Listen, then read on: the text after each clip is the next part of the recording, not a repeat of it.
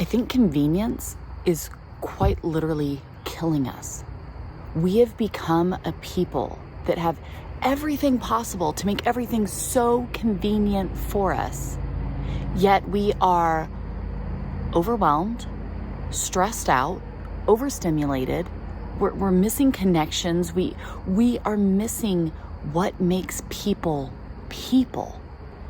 And I think that for a lot of it, the obsession with convenience is the problem.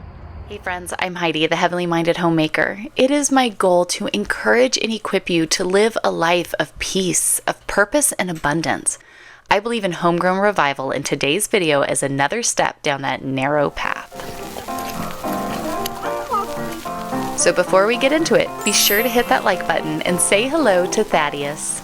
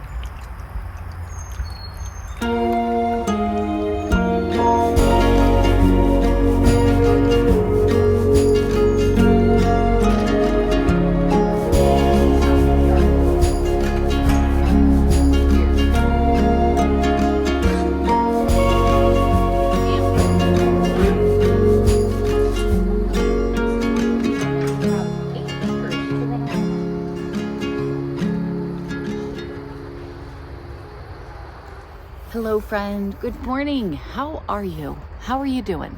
Good morning, good afternoon. Whenever this comes out, I'm recording it in the morning, so good morning.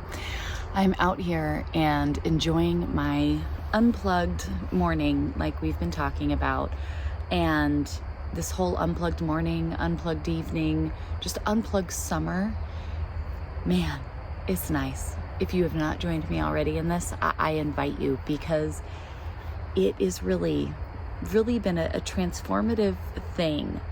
And it's funny because I've seen other videos about just talking about the understimulating or overstimulated minds, and at the same time you're seeing again another big wave of this whole creator burnout and all of this stuff happening, and even stuff you're not seeing online, stuff you're just seeing in general. People, when you go out, people just look tired. They just look overwhelmed. They just look done.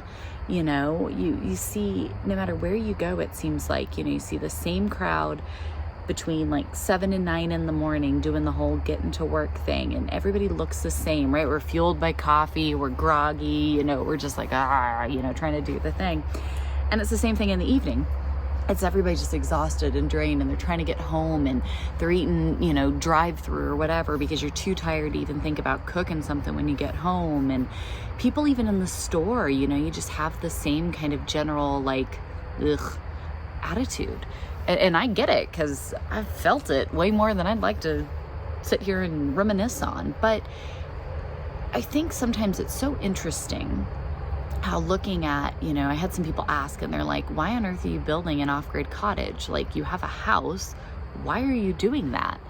And the answer was, well, because I've always wanted to do this. And I think many of us have kind of romanticized. You watch, there's shows made about it.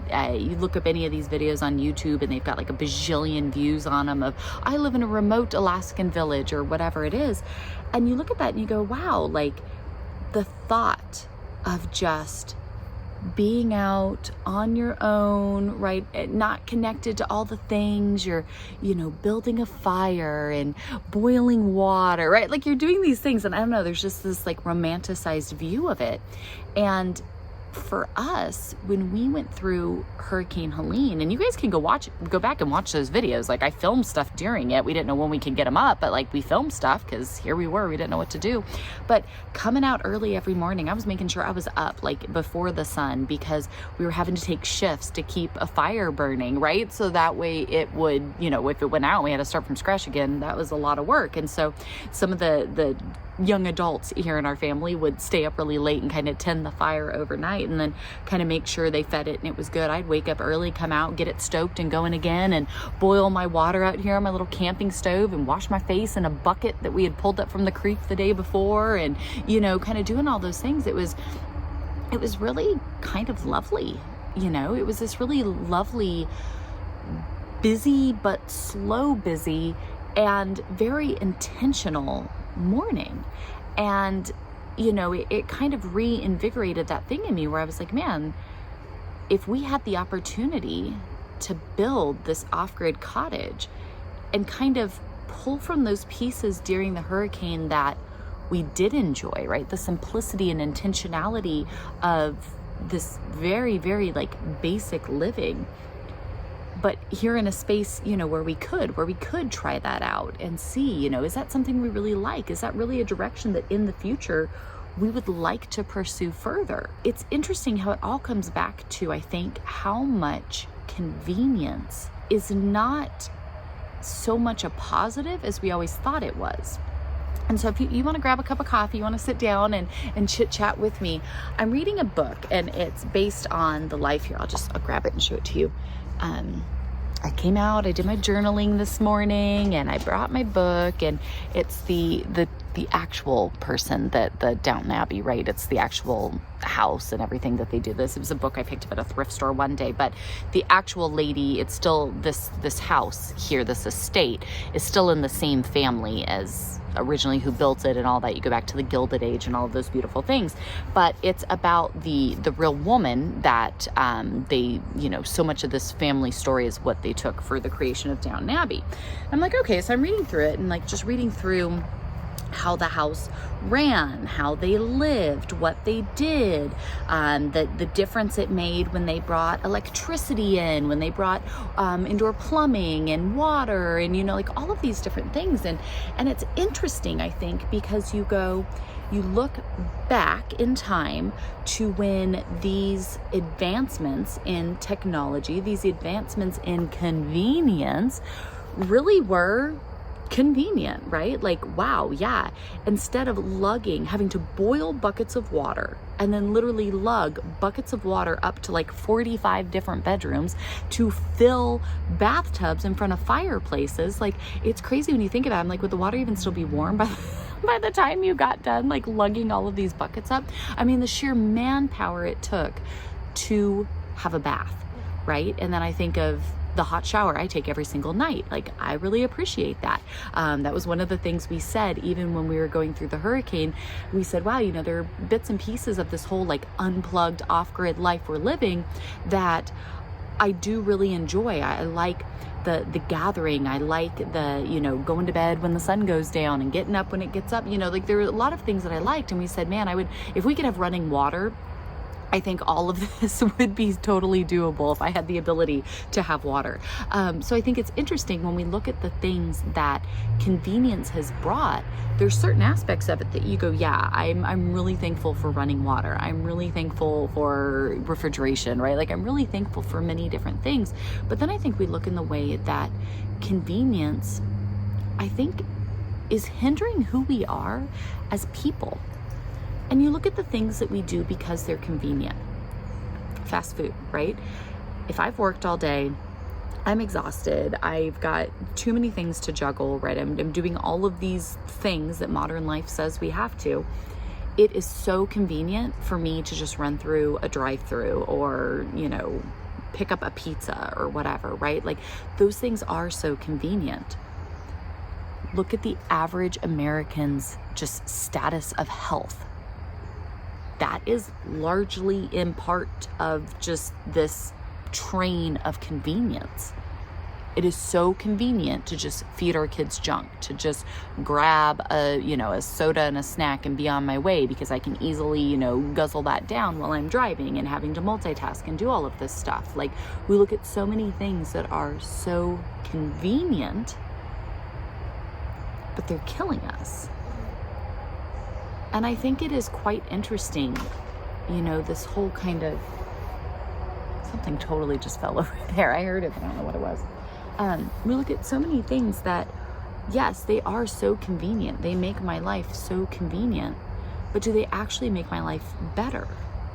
And that's really what I've been, just kind of sitting out here contemplating. And that's amazing what happens when you have this like unplugged morning and you can think your own thoughts first thing versus just jumping on a screen and being inundated with like all of this chaos. And we talked about that the other day. If you haven't seen that already and why we're making this shift, I really think it is changing the whole trajectory of my day. And it starts with just thinking my own thoughts. I came out this morning and I was like, okay, I am thankful for the convenience of my washing machine. As I was on my way out here, I've kind of just gotten in the habit, as I'm getting ready to come outside and do my morning routine, I just throw in my load of laundry for the day that it's kind of collected in there. I just toss it in, start it. By the time I'm done doing my little outdoor morning, my son throws it in the dryer, and I stay caught up on laundry. I am thankful for the convenience of being able to just dump in a bucket, throw in some soap, hit a button, and it gets done. I am thankful. Trying to wash laundry when we were solely off grid after the hurricane was quite the feat, because we had to haul water up from the creek at the very bottom of the property. You had to boil it, right? So you had to have the fire going so that way you could purify the water. So then you had to put it in. So then you had to put the laundry in, and you had to actually, hand do every piece. All of us sat out here in the driveway, and it was like a whole day affair to get a few pieces of clean laundry. So yes, I appreciate the convenience of my washing machine. But then it's interesting because it would take us a whole day to get some laundry done. Whereas now it's a few minute process of my time where I walk by, push a button, and then my son takes it down, puts it in the dryer, and that's it. What do I do then with all this excess time? Right? I'm looking at the difference even between, the kitchen here and what they had to do to get a meal on the table. And, and then I kind of reflect on what we had to do during the hurricane to be able to come up with a meal for everybody. And I have so much time because of these things that afford me so much convenience. But then what do I do with that? Right? When you take and you kind of weigh these things and you go, isn't that interesting? We've been given so much convenience. But what has that actually afforded us? Because you look around and people are so burnt out. They're so worn down. They are so busy all the time. We're so busy, and we almost look at, if you're not busy, well, then you're lazy, right? So if people aren't busy and doing something, right? What's the response we give each other when we're out? Oh, have you been? Oh, just busy. The kids doing this, doing that. We got this going on. We almost try to wear busyness like a badge of honor, but is it really? So we've created all these convenient things, right? I can automate so much. I can just have everything delivered. At the click of a button, all my money can disappear, right? We have made everything so convenient. But I don't think that's the key to it, like the key to the happiness. I think it's on the negative column and not the positive column, because although we've made everything so convenient, look what our time has then become. It's become busy. It's become unfulfilling work. It's become just meaningless rat race cycling. Shouldn't we use the convenience in the ways that can be positive? Yes, I appreciate that I can stay completely caught up on all of my laundry with just a couple taps of a machine, versus spending all day out here hauling water, boiling water, by hand scrubbing everything, just to not even be able to keep up on all the things I needed to keep up on. I do appreciate that. But if that's freeing up a whole day worth of laundry washing, shouldn't my day then be open for things that are meaningful, that are impactful, that are truly fulfilling? Sure, we all have drudgery, right? There's always those things that you have to do that I think we can still look at them from a way that is beautiful and meaningful, but we all have the things we have to do. We all have a toilet that has to be scrubbed at the end of the day, okay? Like, we all have those things that just have to happen. They're not terribly exciting. Well, we can take care of the things we need to take care of. We can use the tools that make those things more convenient. I'm going to continue to use my mop vacuum because I was able to scrub all my floors yesterday as we were having to pull some old furniture out and take care of things and switch things up and move things. Like, we had things we had to get done, and we were able to do all of that. And I was able to be right there, just easily getting the floors all scrubbed as we're moving things around and pulling things out and putting things in and doing all of this different stuff. I'm thankful for that. That was very convenient. But it also meant that I was able to take that and say thank you for this convenience that allotted me some extra time, because I was able to get it done quicker, more efficiently, all of those things. That's great. I want to use it for a positive. And then that meant that we were able to all come together in the evening, right? We were able to take that extra time that was afforded us because of the convenience and do something good with it. And I think it's just that, if anything, with this little chat out here on the patio this morning, is if we're going to use things that make life more convenient, let's use them in a way that is positive.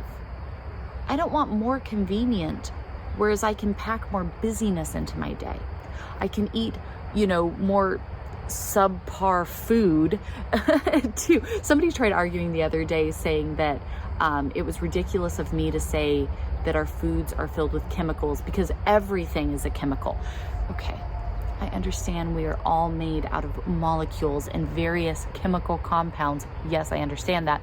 There's a huge difference between real food and manufactured processed food. Was the point of that. And so the convenience that manufactured processed food has allowed in our lives is quite literally impacting our health and making us all sick and fat and miserable, okay?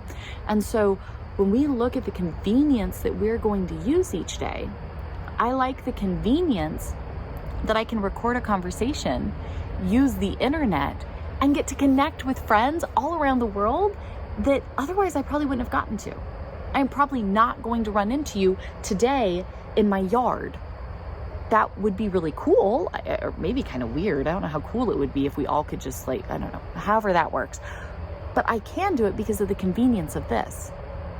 But I also could use the same convenience of having a box of videos never ending on, the end of my fingertips. I could use that to just waste away my time, to not be present with my kids because I'm wrapped up in too many YouTube videos, to not be doing the things that I know I need to be doing because I'm wrapped up here watching too many cat videos, or whatever it is that you're getting stuck in, right? And so when we look at the things that we're using that are convenient, shouldn't we be equally weighing them as if they're convenient pro or convenient con? Because I think the convenience really falls into either or. I love using this to listen to my sermons for biblical womanhood, but I also do that by way of letting those play while I am taking care of chores and doing things that need to be done. I like the convenience of that, but I couple it with something that I need to be doing. I like the convenience of online ordering because I can sit down, I can have my budget pulled up, I can be thoughtful, I can go through that. But I don't want the convenience of that where I have Amazon on my phone and I can just click and tap and buy things just mindlessly and not even really think about it. And the next thing you know, there goes all kinds of money. I think that if we're all being honest with ourselves, there are areas in which we are allowing the convenience to just slowly poison us. Be it in the deep heart stuff and just the discontentment and maybe the jealousy or the frustration or whatever it is that we're allowing to just kind of fuel our minds throughout the day. In the laziness it affords, where I can just sit here and binge TV all evening long and not think about anything else. Maybe it is the food you're eating or the busyness you're allowing to just infiltrate your life. I think there is a lot that kind of just unplugging from the convenience on the negative side really allows us to kind of see what matters and where the slow and intentional, even when it's not convenient, is actually better. And again, maybe that's not in every case. I like having running water. I really do like that. But there's a lot of convenient things that the more I'm kind of pulling away from, the more I'm actually really enjoying the kind of peace and intentionality that brings. When you slow down and make a nourishing meal, number one, it's usually way cheaper than whatever you're going to get going through some drive-through place and getting junk food that isn't fueling your body in any way positive whatsoever. But then you slow down, you appreciate, you kind of savor the meal more because you know what went into it, right? Everybody you can sit down, you can gather, it smells good, you enjoy it, right? You learn a skill, you start to realize that it can be quite fun to learn how to cook and do different things and play with flavors and do, all of these pieces start to come into it together. Where yeah, maybe it's not as convenient as DoorDash, but it's so much better in a way that maybe before you weren't allowing yourself to really weigh what true convenience is and what it does and how it affects more areas of your life than maybe you realized before. So hopefully this makes sense, right? Because I think sometimes you look back and you're like, okay, what is this lady talking about? I think convenience is killing us. And that might seem crazy. But the more that we start to pull away from things that we do because we've been conditioned that they're more convenient, the more we unplug from all of this, right? You start pulling the plugs out of all the different spots. The more I think that we can start to go, what is true convenience? Is true convenience being pushed to our max, filling our days with busyness, fueling our bodies with things that don't make us feel better? Doing things that don't make us feel fulfilled? What are we doing with our days? Are we relying so much on convenience that it's opening up all of this time that doesn't leave us feeling any better than we did before? How much empty shopping do we need to do, right? How much endless busyness do we need to consume? How much just worthless media needs to blare at us? Is that really where we want to be today? Or could I use the convenience of being able to run my dishwasher, run my washing machine, open up this time that I now don't have to spend doing all of those things, and head out and go on a hike with my kids? Sit down and read a book that allows me to really think about some things that are maybe a little different than I thought before. To take the time saved, because I'm not having to wash every piece of clothing by hand, which means I now have plenty of time to sit down and actually get into my Bible study that I've been saying all along, yeah, I know I need to, and I just don't have the time. I'm so busy, I just can never commit to this. Well, you have a whole day freed up if you have a washing machine, because I'm telling you, it takes a lot of time to do all of that by hand. So if we have running water, we have electricity, we have basic appliances, we've really freed up a lot of time for ourselves. What are we doing with that? We have these gifts of convenience. Let's use them for the good convenience can afford. The sun is totally moving around the thing. Sorry, I'm going blind over there. Let's use that convenience for some good. Let's find that fulfillment and those positive wells we can invest into, versus just believing the lie that we want everything as convenient and one tap, one stop shop as possible, and actually find intentionality and value and fulfillment in our lives. Doesn't that sound so much better? I know it's nice sometimes to be able to just tap a button, say a command, do a thing. But is it really saving us so much? Or are we wasting money on things we don't need, eating things that aren't real food, being so busy, but yet feeling so far less fulfilled in the end? What's the point of it? Go to Ecclesiastes. Solomon said it thousands of years ago. And I think that we've kind of been doing the same. We've been so focused on finding convenience, right? All these things, they're promised to make life easier, better, quicker, all of these things. But yet I don't think any of us feel that way. And I think the convenience is genuinely, slowly, methodically killing us. And I don't want to do that anymore. And so again, if you want to know where kind of all this started and how I'm doing this, because I don't want to feel that way. I think life is lovely, and I want to live a lovely life. I want to live in all the blessing that God gives me today, because I'm not promised tomorrow. I don't know what that holds.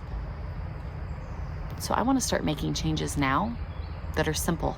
Literally anyone can do them, but they are having massive impact. I've got it all listed right here. Go and watch this video if you're curious what on earth I'm doing. I'm gonna, I think, come sit back over here and finish reading my book because the sun is now solidly coming up over the ridge of the house. I pray you're having a wonderful day. So excited. Be sure to be back here because we're gonna be sharing how we're doing on our off-grid cottage build. So I will see you all right back here then. Head over there, see what I'm doing, and let me know how it's working out for you too. Bye, friends.